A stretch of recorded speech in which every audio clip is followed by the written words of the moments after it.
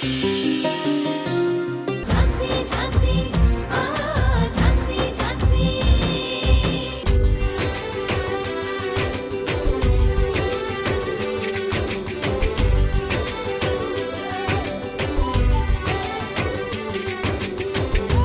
అక్క.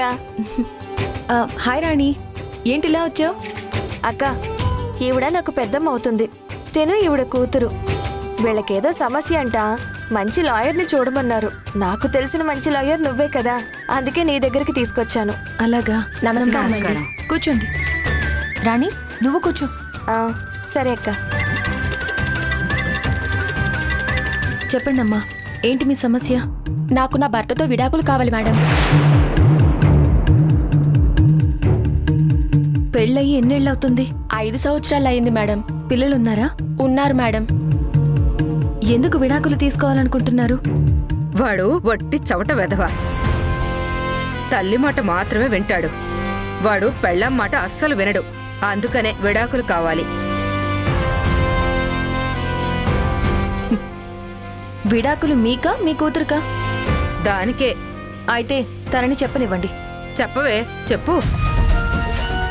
అవును మేడం, నాకు విడాకులు కావాలి. అదే, ఎందుకు? మీ ఆయన తాగుబోతా? జూదం ఆడతాడా? లేదా నిన్ను కొడుతూ టార్చర్ చేస్తాడా?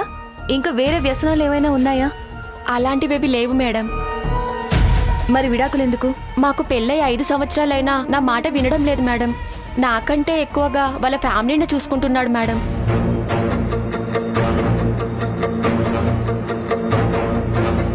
ఎంతసేపు వాళ్ళ తమ్ముడు అంటాడు, వాళ్ళ అక్క అంటాడు, అయిన దానికి కాని దానికి అమ్మ అంటాడు, నాన్న అంటాడు. తీసుకొచ్చిన జీతం అంతా వాళ్ళ అమ్మ నాన్న చేతిలో పెడతాడు మేడం.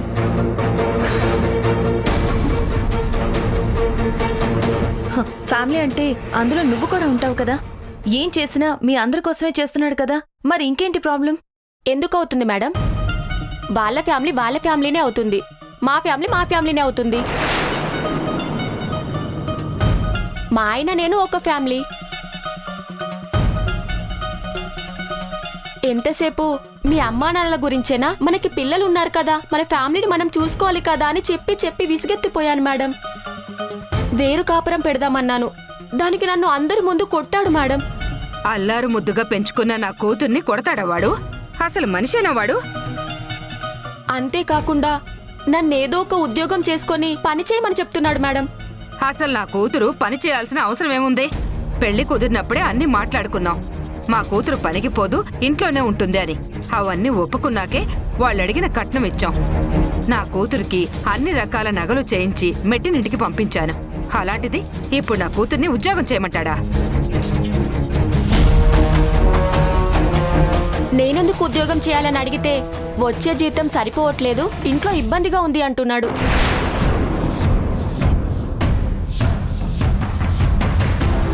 తెచ్చిన డబ్బంతా వాళ్ళ ఫ్యామిలీ పిశాచాలకి పెట్టకుండా ఉంటే ఇబ్బంది లేకుండా బానే ఉంటాం.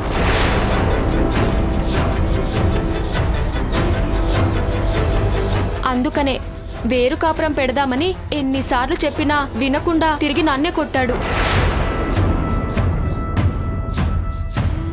ఆ ముసలోళ్ళని ఇంట్లో కూర్చోపెట్టి పెట్టకుండా ఏ వృద్ధాశ్రమంలోనూ వదిలేయచ్చుగా.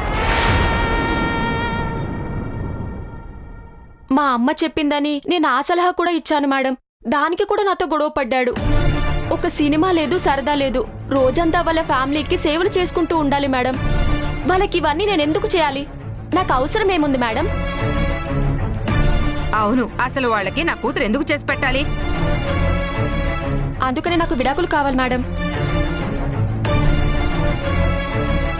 వాణ్ణి కోర్టుకేడ్చాలి. వాడితో తెగతెంపులు చేసుకోవాలి. ₹1 కోటి నష్టపరిహారం, నెల నెల భరణం కింద 1,50,000 ఇవ్వాలి. విడాకులు తీసుకుంటే మరి పిల్లలు? పిల్లల్ని వాడే ఉంచుకుంటాడంట. ఉంచుకుంటే ఉంచుకోనివ్వండి, పోతే పోయారు, పేడ విరగడైపోతుంది. నా కూతురికి ఇంకో పెళ్లి చేస్తాను. అంతేనా? ఇంకా చెప్పాల్సిందేమైనా మిగిలిందా? అంతే మేడం, మాకు విడాకులు కావాలి. చూడండి, మీరు చెప్పేది వింటున్నప్పుడు నాకు ఎంత కోపం వస్తున్నా కంట్రోల్ చేసుకుంటున్నాను. మీరు రాణికి చుట్టాలు కాబట్టి నేను మిమ్మల్ని ఏమీ అనలేకపోతున్నాను.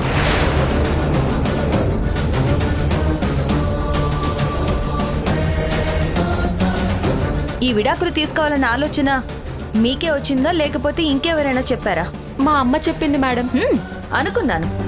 అది ఒట్టి అమాయకురాలు, దానికేం తెలీదు. మీరు కూడా అమాయకురాలేనండి. మీకు కూడా ఏమీ తెలీదు. మీకు పెళ్ళై 5 సంవత్సరాలు అయింది అంటున్నారు. ఇదేనా మీరు మీ భర్తని అర్థం చేసుకుంది? మీరు పెళ్లి చేసుకుని వెళ్ళింది వాళ్ళ కుటుంబంలో ఒకటవ్వడానికా లేకపోతే వాళ్ళ కుటుంబాన్ని విడదీయడానికా?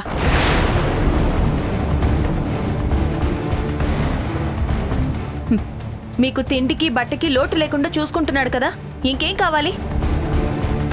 మిమ్మల్ని మీ అమ్మని చూస్తేనే తెలుస్తుంది మీరిచ్చిన కట్నం మీరే సంవత్సరంలోనే ఆవిరి చేసేసి ఉంటారని. భార్య అన్నాక భర్త తెచ్చే జీతాన్ని కాదు, భర్త పడే కష్టాన్ని కూడా గుర్తించాలి.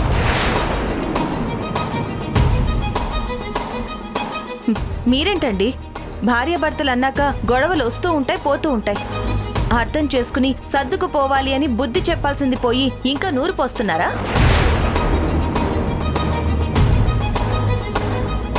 మీ కూతుర్ని ఉపయోగించుకుని ఆ కుటుంబం మీద పెత్తనం చెలాయించాలనుకుంటున్నారా?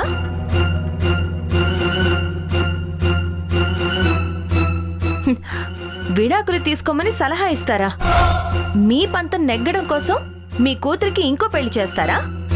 అసలు ఇలా మాట్లాడడానికి మీకు అసలు నోరెలా వచ్చిందండి?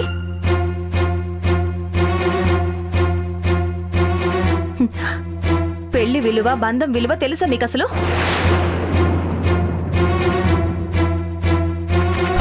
పైగా నెల నెల భరణం కింద 1,00,000 ఇవ్వాలా? ఇంకెందుకు, ఆ కుటుంబం మొత్తాన్ని మీ ఇంట్లో పనోళ్ళుగా జాయిన్ చేసుకోండి.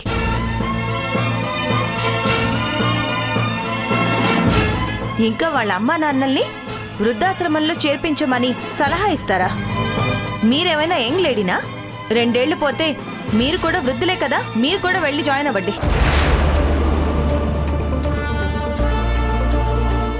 నాకొస్తున్న కోపానికి మీరు ఇంకొక్క నిమిషం ఇక్కడున్నా నేను ఏం చేస్తానో నాకే తెలీదు. వెళ్ళండి, వెళ్ళండి ఇక్కడి నుంచి. పదవే, ఈ లాయర్ కాకపోతే ఇంకో లాయరు 1,00,000 ఇచ్చైనా విడాకులు ఇప్పిస్తా. మీరు ఏ లాయర్ని పెట్టుకున్నా మీ అల్లుడు తరపున నేను ఫ్రీగా వాదిస్తాను.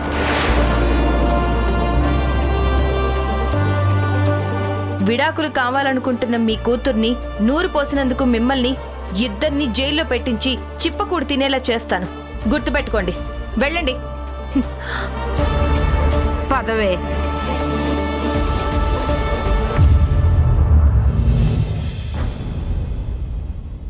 అక్క, వాళ్ళు అలాంటి వాళ్ళని తెలుసుంటే నేను అసలు ఇక్కడికి తీసుకొచ్చేదాన్నే కాదక్క. ఏదో ఆస్తి తగాదాలేమో అనుకున్నాను, కానీ విడాకుల కోసమని అనుకోలేదు. సారీ అక్క. It's okay. ఉంటానక్క.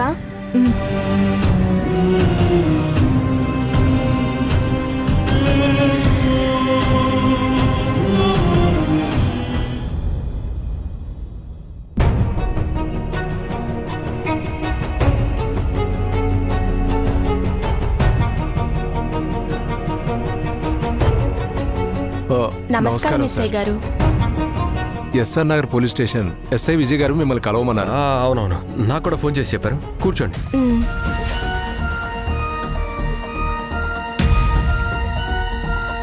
చెప్పండి, ఏంటి మీ ప్రాబ్లం? మాకు పుట్టిన బిడ్డని వాళ్ళకు పుట్టిన బిడ్డ అని ఒక ఫ్యామిలీ మమ్మల్ని టార్చర్ చేస్తుంది సార్. ఏమన్నారు? మళ్ళీ చెప్పండి.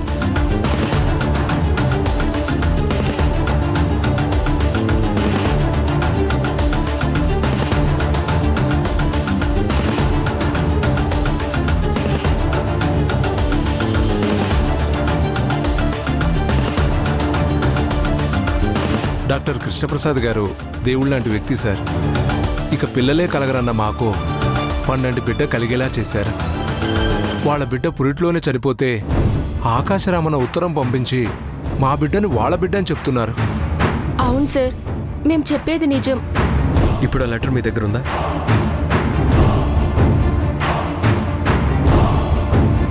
నేను చదివిన దగ్గర నుంచి ఆ ఉత్తరం మళ్ళీ కనిపించలేదు సార్. ఎలా మిస్ అయిందో అర్థం కావడం లేదు. నిజానికి అందుకే మాకు అనుమానం వచ్చింది. ఇదేదో వాళ్ళు చేసిన కుట్రలా అనిపించింది. వాళ్లే మాకు లెటర్ రాసి పంపించి మానసికంగా మా మైండ్ని మార్చేయాలని ప్రయత్నిస్తున్నారు. ఆకాశరామన్ ఉత్తరం వాళ్ళు కూడా ఇదే చెప్పారు. వాళ్ళ దగ్గర కూడా ఆ లెటర్ మిస్ అయింది. ఇదేదో మిస్టరీగా ఉంది. సరే, మీరైతే ఒక కంప్లైంట్ రాసివ్వండి. మాధవ్ గారు, complaint paper. Okay sir. Sir ఇదిగోండి సార్. సార్ పెన్ ఎక్కడ ఉంది తీసుకోండి. సార్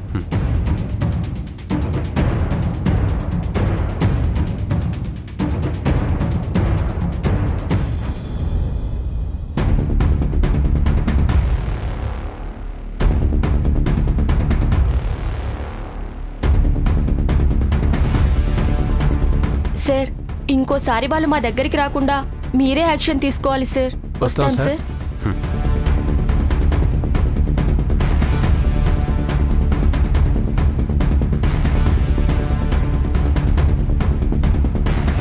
ఇద్దరు ఒకే హాస్పిటల్లో ట్రీట్మెంట్ చేయించుకున్నారు.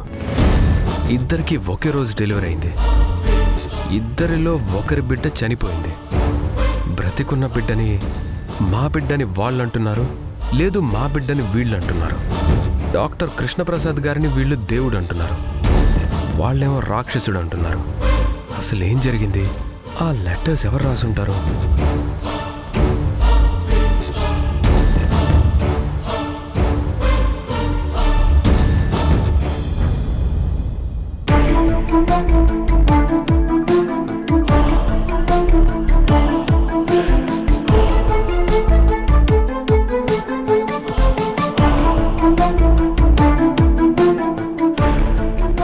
మేడం, ఆ పైన పెంట్ హౌస్లోనే మీ సన్ దీపక్ ఉంటున్నాడు.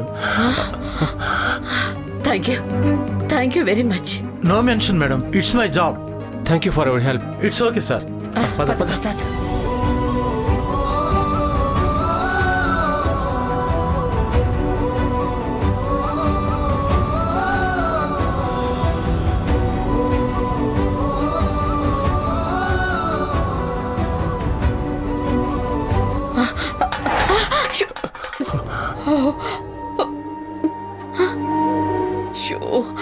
ఏంటిది?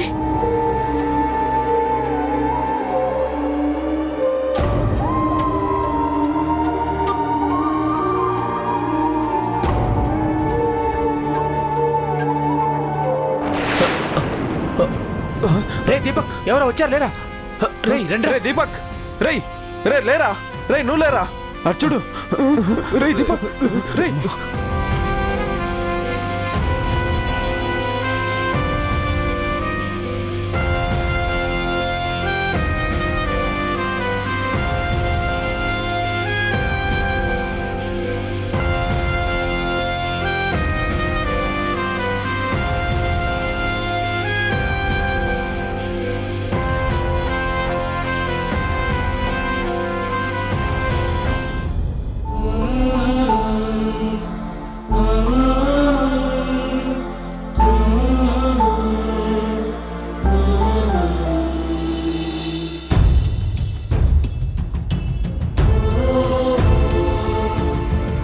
Mom?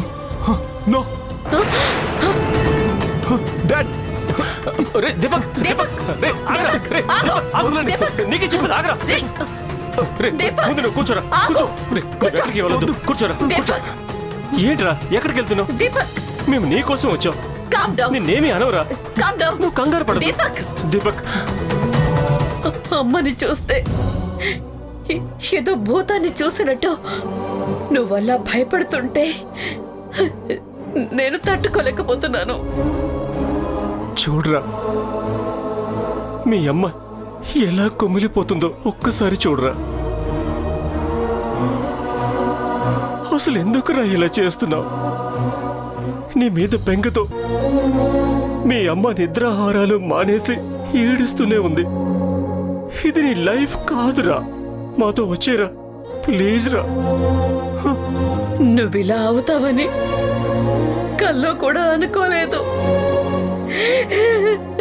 నేను ఇలా చూస్తుంటే నా ప్రాణం పోతోందిరా.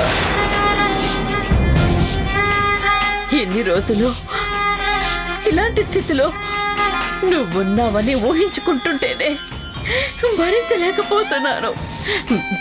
నానా నానా మాతో వచ్చే, నా మాట వినరా ప్లీజ్ నానా, మాతో వచ్చే.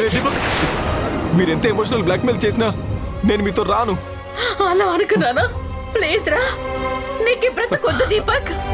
ఒకసారి మా బాధను అర్థం చేసుకోరా. రారా మన ఇంటికి వెళ్దాం. నేను రానని చెప్తున్నాను కదా. నేను రాను, మీరు వెళ్ళిపోండి.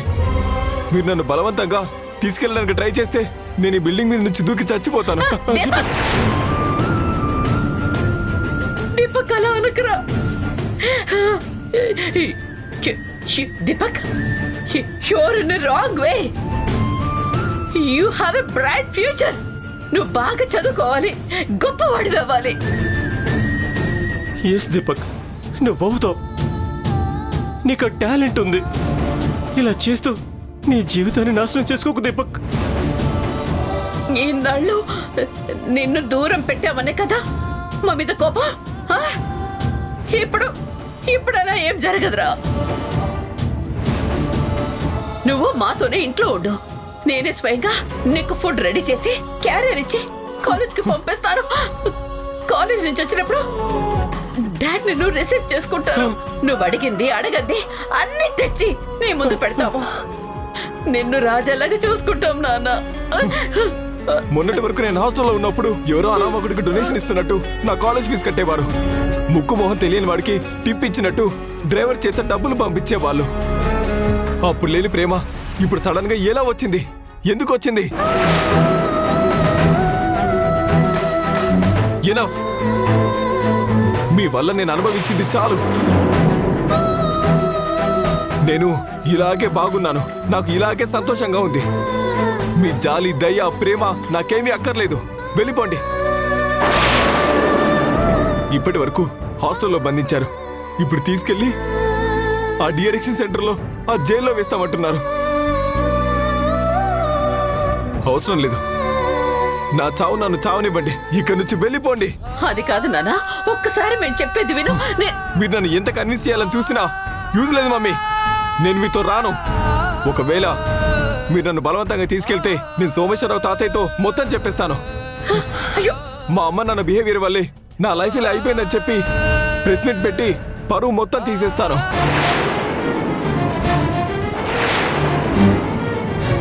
ఇప్పటిదాకా మీకు తాతయ్యకు బయట ఉన్న రెస్పెక్ట్, రెప్యుటేషన్ అంతా పోతుంది. I don't care about anyone. రే దీపక్, ఏం మాట్లాడుతున్నావురా? నిజమే చెప్తున్నాను మమ్మీ. నిజంగానే నేను తాతయ్యతో అంతా చెప్పేస్తాను. Please leave me alone. Mrinali, సరే వదిలేసి. వాడు రావాలనుకున్నప్పుడే వస్తాడు. ప్రసాద్, మృణాలి, దీపక్ సరే మా మాట విను. దీపక్, దీపక్ రే నానా. దీపక్ తీసుకోరా. ప్రసాద్, ఏంటిది? మృణాలి తీసుకోరా. ఏంటిది? Limitless debit card. నాకేం అక్కర్లేదు.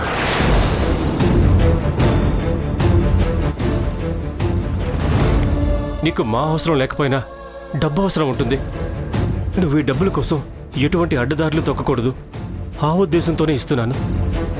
కనీసం నీ అవసరాల కోసం డబ్బులు ఖర్చు పెట్టేటప్పుడైనా ఇది మా అమ్మా నాన్న డబ్బు అనుకుని మమ్మల్ని గుర్తు చేసుకుంటావు కదా. ప్రస్తుతానికి మాకు అది చాలు. తీసుకో. ప్రసాద్, ఏం చేస్తున్నావు? పర్వాలేదు, తీసుకో. ప్రసాద్, మృణాలి వెళ్దాం పద. లేదు ప్రసాద్, నేను రాను. మృణాలి, నేను చెప్పేది విను. వాడిని వదిలేసి ఎలా వెళ్తావు? రా మృణాలి. ప్లీజ్ ప్రసాద్, రా మృణాలి. తీసుకెళ్తాం. దీపక్, మృణాలి, రా నాన్న. పద వెళ్దాం. దీపక్, రా. ప్రసాద్, రా మృణాలి. వదలు. రా మృణాలి. దీపక్, మృణాలి. రా దీపక్. ప్రసాద్, పద వెళ్దాం. ప్రసాద్, వదలు. రా మృణాలి. దీపక్, పద వెళ్దాం. నన్ను వదలు ప్రసాద్, వదలు. రా మృణాలి. అయ్యో, దీపక్ మృణాలి. వదిలేసి నేను రాను. రాను.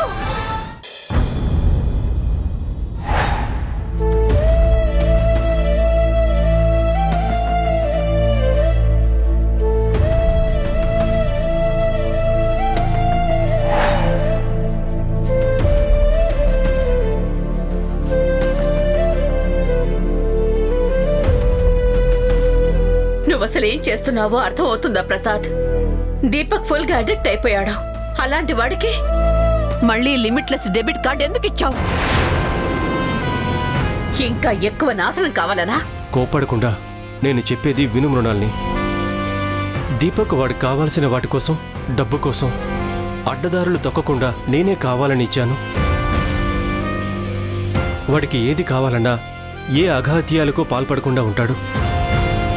లేదంటే వాడు ఏ నేరమో ఘోరమో చేసి పోలీసులకు పట్టుబడితే వాడి లైఫే వేస్ట్ అవుతుంది. అదే వాడి చేతిలో డబ్బులుంటే అలాంటి ఆలోచనలు రావు. వాడి సేఫ్టీ కోసం అలా చేయాల్సి వచ్చింది. నీ ఆలోచన ఇలా ఉంది ప్రసాద్, కానీ వాడి చేతుల్లో డబ్బుంది కదా అని ఇంకా ఇష్టం వచ్చినట్టు విచ్చలవిడిగా డ్రగ్స్ తీసుకొని ఫాయిల్ అవుతాడు. డబ్బు లేకపోయినంత మాత్రాన వాడు డ్రగ్ తీసుకోకుండా ఉంటున్నాడా? చెప్పు మృణాల్ని. వాడు ఆ కార్డ్ని ఎక్కడెక్కడ స్వైప్ చేస్తున్నాడో మనకు తెలుస్తుంది. దానివల్ల మనం దీపక్ని ఈజీగా ట్రాక్ చేయొచ్చు. వాడి ప్రతి కదలిక మనకి తెలుస్తుంది. కానీ ప్రసాద్, నాకిది రాంగ్ వేలా అనిపిస్తోంది. లేదు, మనం కరెక్ట్గానే చేస్తున్నాం. దీపక్ని ట్రీట్ చేసిన సైకాలజిస్ట్ నాతో ఏమని చెప్పాడంటే, వాడు మనల్ని ప్రేమించేలా, మన మీద నమ్మకం కలిగేలా చేసుకోమని నాకు సజెషన్ ఇచ్చారు. అప్పుడే వాడు మనల్ని శత్రువులా చూడడం మానేసి మన మాటకి రెస్పెక్ట్ ఇవ్వడం స్టార్ట్ చేస్తాడు. అప్పుడు వాడికి మనం నచ్చజెప్పుకొని రీహాబిలిటేషన్ సెంటర్కి తీసుకెళ్ళొచ్చు. అందుకే దీపక్కి నేను కార్డు ఇచ్చాను. నువ్వు టెన్షన్ పడకు మృణాల్ని. జబ్బు వల్ల కలిగే నొప్పి పోవాలంటే ట్రీట్మెంట్ చేస్తున్నప్పుడు కలిగే నొప్పిని భరించాలి. మన దారికి వాడు రానప్పుడు వాడి దారిలోనే మనం వెళ్ళి మచ్చిక చేసుకోవాలి. I hope you understand.